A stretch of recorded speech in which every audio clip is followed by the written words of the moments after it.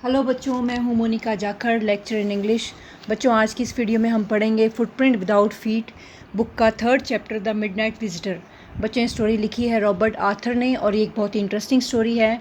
इसमें 3 कैरेक्टर्स हैं। इसमें जो मेन कैरेक्टर है वो है ऑसिबल और वो एक सीक्रेट एजेंट है। और इसमें एक राइटर भी है, एक रोमांटिक यंग और रोमांटिक राइटर है, उसका नाम है फाउलर।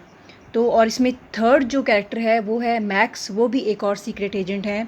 बच्चों, ये जो ऑसिबल है ये ही is expecting to get very important report. एक उसके पास एक बहुत ही इंपॉर्टेंट, एक महत्वपूर्ण रिपोर्ट आने वाली थी कुछ ही देर में, वो एक्सपेक्ट कर रहा था।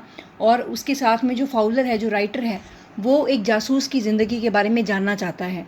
तो एक शाम वे दोनों इकट्ठे ही बिताते हैं और इतने में ही एक 3rd जो सीक्रेट एजेंट मैंने बताया, उसका नाम है मैक्स, वो आ जाता है ऑसिबल के रूम में वो रिपोर्ट लेने के लिए। अचानक से आ जाता है। तो हम इस स्टोरी में पढ़ेंगे कि आखिर में क्या होता है, किसको ये रिपोर्ट आखिर में मिलती है। तो इसका थोड़ा सा इंट्रोडक्शन मैंने आपको बता दिया। अब चलिए हम स्टोरी शुरू करते हैं। Ausable a secret agent is expecting to get a very important report. Ausable एक जासूस है जो कि एक रिपोर्ट मिलने की उसको आशा है। Another secret agent max threatens him with a pistol. एक और सीक्रेट एजेंट है जिसका नाम है मैक्स, वो उसको ऑसिबल को थ्रेटन करता है, यानी उसको धमकी देता है पिस्तौल के ज़रिए, पिस्तौल के बल पर, डिमांडिंग द रिपोर्ट, और वह रिपोर्ट उससे हासिल करना चाहता है। डज ऑसिबल आउटफिट हिम, यानी कि क्या ऑसिबल उसको चकमा देने में कामयाब होता है, ये अब हम इस स्टोरी में पढ़ेंगे। तो ऑसिबल did not fit any description of a secret agent Fowler had ever read. सबसे पहले ये कहा गया है कि ऑसिबल किसी तरह से भी एक सीक्रेट एजेंट के डिस्क्रिप्शन में फ़िट नहीं होता था, जैसा कि फाउलर ने पढ़ा था। यानी कि जैसे बच्चों, आमतौर पे हमारी एक सीक्रेट एजेंट की क्या इमेज बनती है। जब भी हम एक सीक्रेट एजेंट यानी एक जासूस के बारे में सोचते हैं तो हमारे अंदर एक दिमाग में एक इमेज बनती है, एक जेम्स बॉन्ड टाइप के पर्सन की, एक लंबा और एक छर्रे बदन वाला, फिट बॉडी वाला एक जासूस होगा। लेकिन ऑसिबल इसमें फ़िट नहीं होता था। वो कैसे नहीं होता, वो हम आगे पढ़ेंगे। Following him down the musty corridor of a gloomy French hotel, यानी कि फॉलोइंग का मतलब उसके पीछे पीछे जाते समय, यानी फाउलर जो राइटर था वो ऑसिबल के पीछे पीछे जा रहा था एक फ्रेंच होटल के ग्लूमी मस्टी कॉरिडोर में से। मस्टी का मतलब होता है बच्चों दुर्गंध वाला, जहाँ से दुर्गंध आ रही हो, स्मेल आ रही हो। और ग्लूमी का मतलब होता है अंधकार में, अंधेरा जहाँ पर हो। तो फ्रेंच होटल में वो जा रहे होते हैं, ऑसिबल का वो पीछे कर रहा होता है, फॉलो यानी कि उसके साथ साथ चल रहा होता है वो। Where Ausable had a room, उस होटल में ऑसिबल का एक कमरा होता है। फाउलर फेल्ट लेट डाउन, और उसके पीछे जाते जाते फाउलर बड़ा ही निराश महसूस कर रहा था। लेट डाउन का मतलब यहाँ पर निराश है, वह बड़ा निराश था। It was a small room on the 6th and top floor, यह एक छोटा सा कमरा था छठे और बिल्कुल सबसे ऊपर वाले माले पर। And scarcely a setting for a romantic adventure, यानी कि एक रोमांच के लिए तो ये सेटिंग बिल्कुल भी नहीं लग रही थी। ऐसा कुछ नहीं लग रहा था कि यहाँ पर थोड़ी देर में बड़ा ही रोमांचक यहाँ पर इंसिडेंट होने वाला है, घटना होने वाली है। ऑसिबल was for one thing fat, very fat. ऑसिबल सबसे पहले तो मोटा था, बल्कि मोटा नहीं बहुत मोटा था। And then there was his accent, accent का मतलब होता है बच्चों बोलने का लहजा। तो उसके बाद उसका जो बोलने का लहजा था वो अमेरिकन था। Though he spoke French and German possibly, he had never altogether lost the American accent. हालांकि वह फ्रेंच और जर्मन भाषा पासिबली बोल लेता था। बच्चों, पासिबली का मतलब होता है काम चलाऊ ढंग से बोल लेता था, लेकिन उसने अभी अपनी अमेरिकन एक्सेंट नहीं खोई थी, यानी कि उसके बोलने का लहजा जो था वो अमेरिकन था। He had brought to Paris from Boston 20 years ago, यानी कि वो जब पेरिस में आया था बॉस्टन से, बॉस्टन अमेरिकन सिटी है, तो वो 20 साल पहले वहाँ से पेरिस में आ गया था। उसके बावजूद भी उसका बोलने का लहजा अमेरिकन ही था। You are disappointed, Ossible said wheezily over his shoulder. अब ऑसिबल फाउलर की तरफ मुड़कर कहता है कि आप, लगता है कि तुम डिसअपॉइंटेड हो, यानी कि तुम निराश हो। You were told that I was a secret agent, a spy. तुम्हें बताया गया था कि मैं एक जासूस हूँ, एक सीक्रेट एजेंट हूँ। डीलिंग इन एस्पियनेज एंड डेंजर, जो कि खतरों से लड़ता है, खतरों से निपटता है। You wish to meet me because you are a writer, तुम मुझसे इसलिए मिलना चाहते थे क्योंकि तुम एक राइटर हो, यंग हो, रोमांटिक हो, यानी रोमांचक कहानियाँ लिखते हो। You envisioned mysterious figures in the night, envision का मतलब होता है बच्चों कल्पना करना। तो तुमने कल्पना की होगी कि जब मैं जासूस से मिलूंगा तो मुझे शायद ऐसी चीज़ें देखने को मिले जैसे कि mysterious figures in the night, यानी कि मिस्टीरियस का मतलब होता है रहस्यमयी, रहस्यमयी आकृतियाँ मुझे देखने को मिले रात को। द क्रैक ऑफ पिस्टल्स, या फिर पिस्टल्स चलने की आवाज़ें सुनने को मिले। ड्रग्स इन द वाइन, या फिर कुछ ऐसे इंसिडेंसेस देखने को मिले जैसे कि शराब में कोई ड्रग्स मिलाई जा रही है, जैसे कि हम आमतौर पर फिल्मों में या जासूसी कहानियों में पढ़ते हैं या फिल्मों में देखते हैं। Instead you have spent a dull evening in a French music hall with a sloppy fat man. लेकिन इन सब की बजाय तुमने मेरे साथ एक होटल में, एक फ्रेंच म्यूज़िक हॉल में एक डल इवनिंग बिताई है, एक बोरिंग शाम बिताई है with a sloppy man, fat man. अपने आप को वो कहता है स्लॉपी फैट मैन। स्लॉपी का मतलब जो केयरलेसली ढंग से तैयार हुआ, जिसने अच्छे कपड़े ना पहने हो, इस तरह के मोटे व्यक्ति के साथ तुमने एक फ्रेंच म्यूज़िक हॉल में एक बोरिंग शाम बिताई है। Instead of having messages slipped into his hand by dark eyed beauties, यानी कि इसके बजाय कि सुंदर औरतों के हाथों से कोई मैसेजेस पास होते हुए तुमने देखे हों।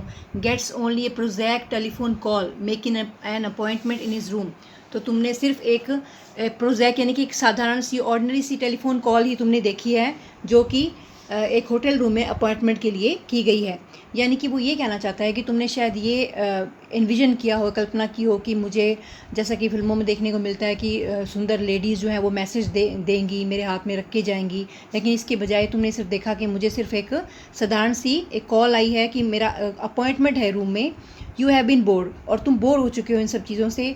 The fat man chuckled to himself, और वो जो ऑसिबल था, जो मोटा आदमी था, वह अपने आप में ही हंसने लगा, चकल करने लगा।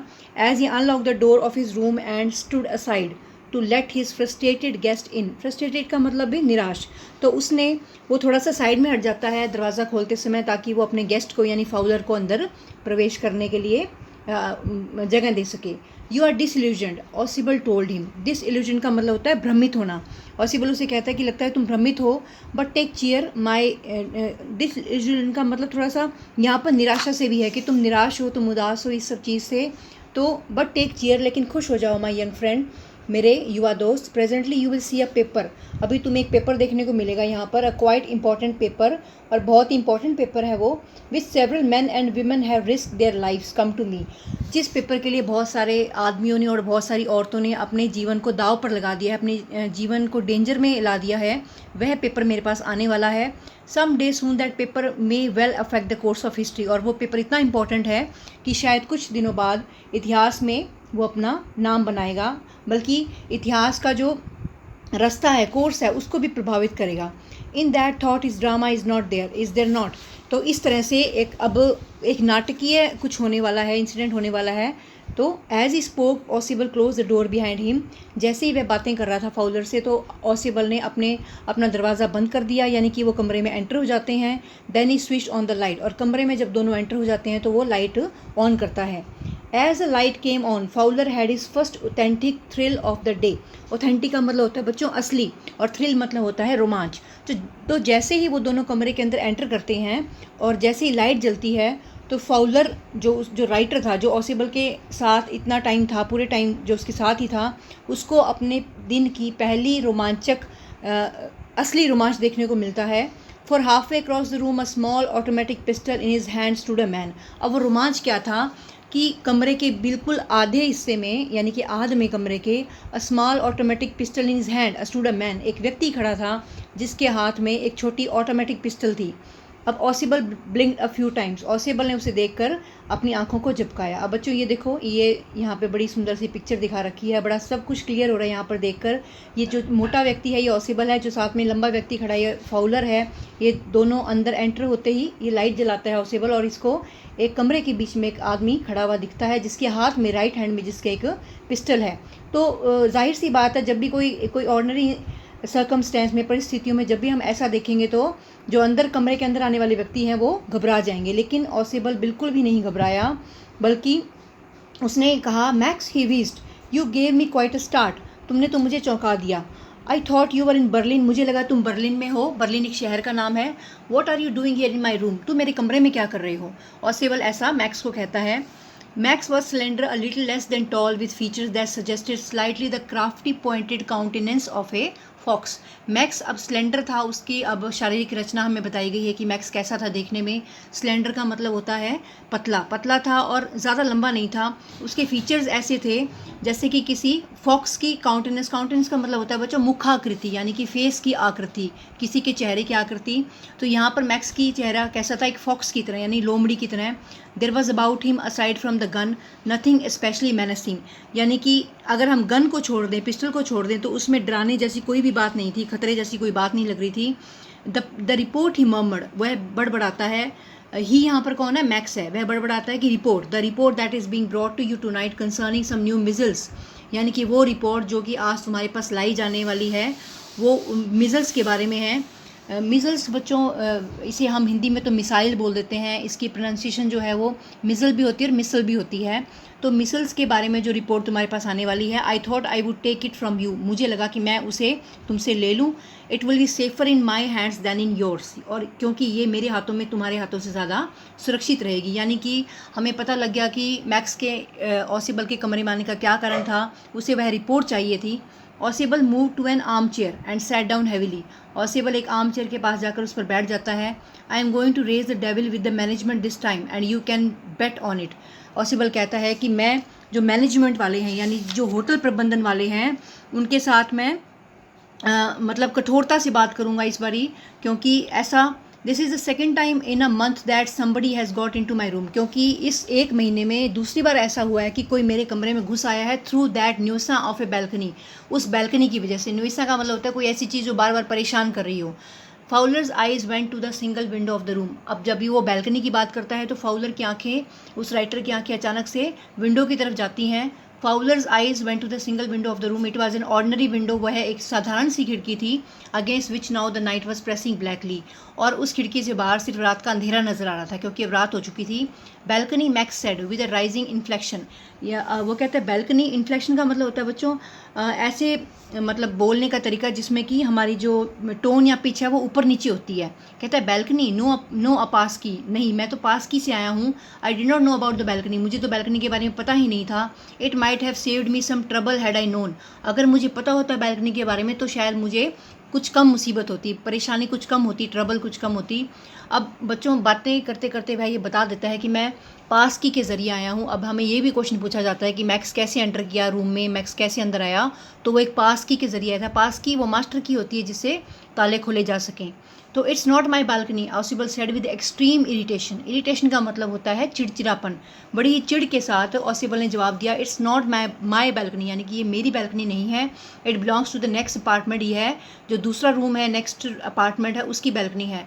ही glanced explanatory at Fowler, explanatory का मतलब समझाने के ढंग से उसने फाउलर की तरफ देखा। You see he said this room used to be part of a large unit, ये जो कमरा है ये एक बड़े कमरे का एक हिस्सा हुआ करता था। And the next room through that door there, उस दरवाजे से जो दूसरा कमरा है, used to be the living room, वह लिविंग रूम हुआ करता था।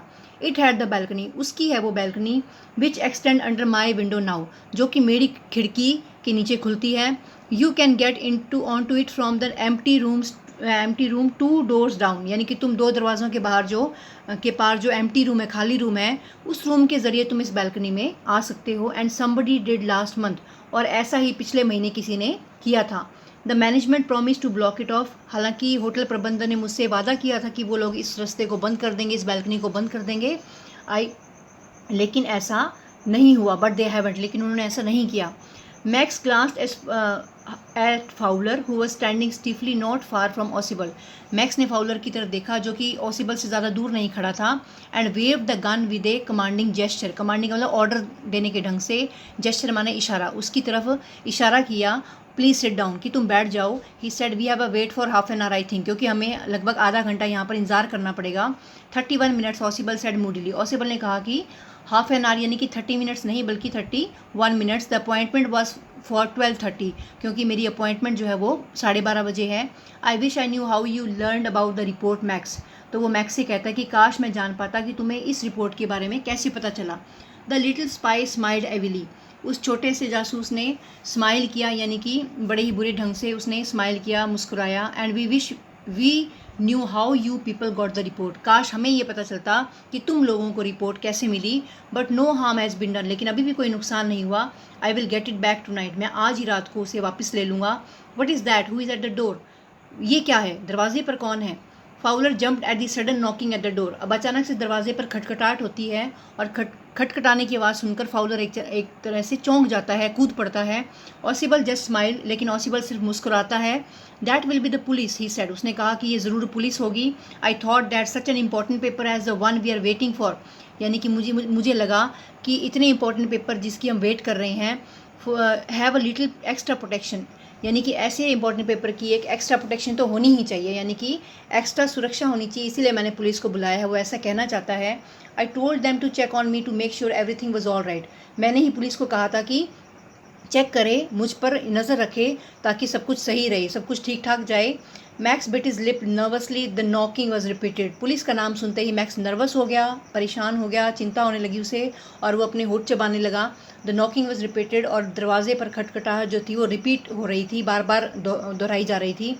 What will you do now max, ऑसिबल asked. ऑसिबल ने पूछा कि मैक्स अब तुम क्या करोगे।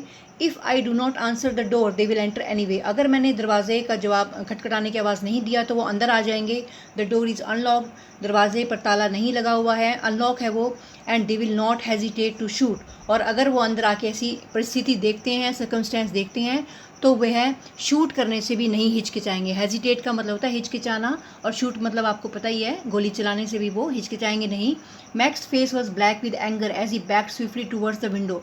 अब मैक्स खिड़की की तरफ बढ़ता है और साथ ही में उसका जो फेस है वो गुस्से से काला पड़ने लगता है।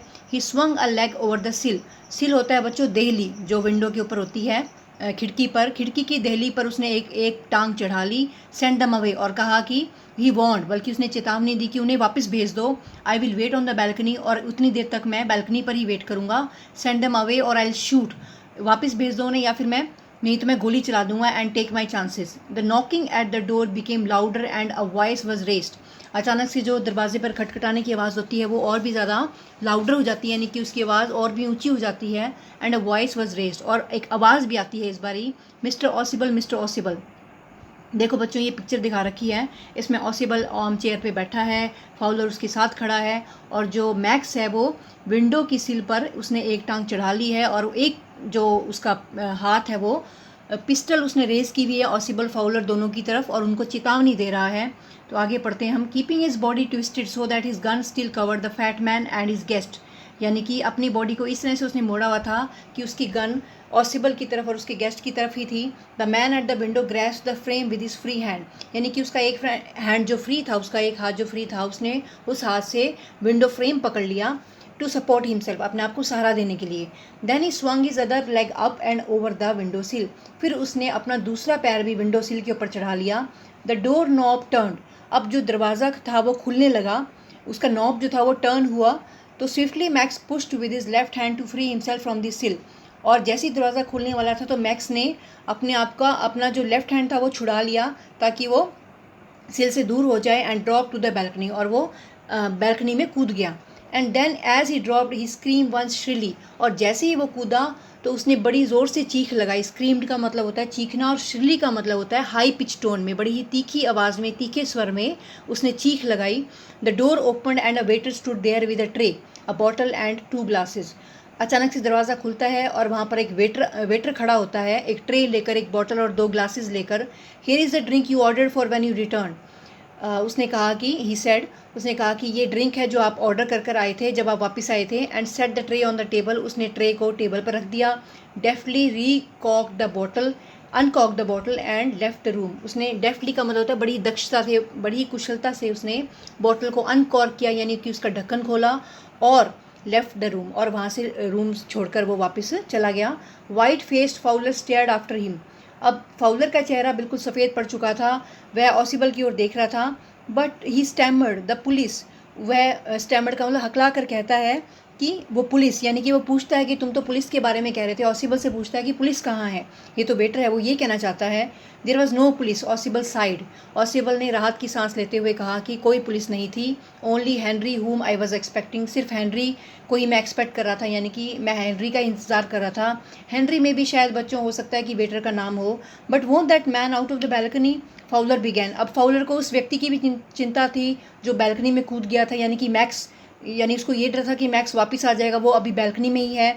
तो ऑसिबल कहता है नो, सेड ऑसिबल। ऑसिबल ने कहा कि नहीं, ही वोंट रिटर्न, अब वह वापस नहीं आएगा।